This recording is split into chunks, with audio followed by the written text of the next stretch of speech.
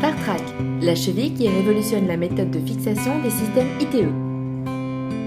Le support devra être contrôlé et vérifié selon les exigences réglementaires. Démarrez votre système ITE par la pose du rail de départ.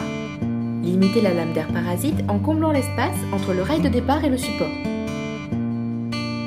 Réalisez un premier marquage au cordeau à 20 cm du rail de départ. Il sera la base du calpinage.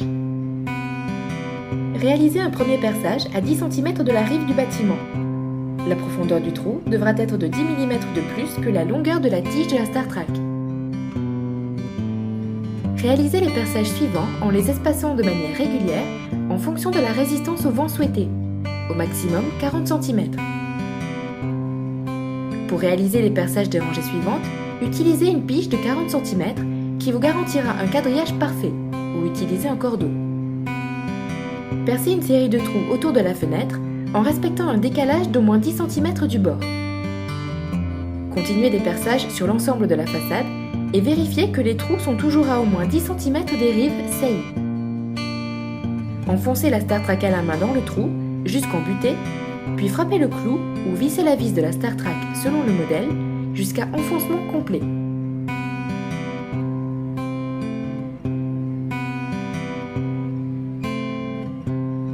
Déposez un pot de colle sur la Star Track et encollez l'isolant de manière classique par plot ou par boudin périphérique. Le panneau est ensuite pressé frais sur frais sur le plot de Star Track. Poursuivre le montage façon coupe de pierre.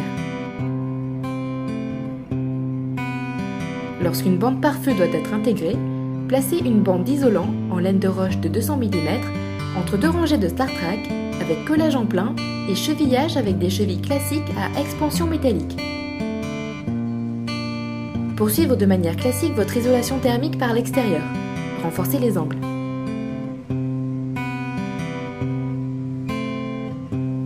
Réalisez le sous-enduit armé.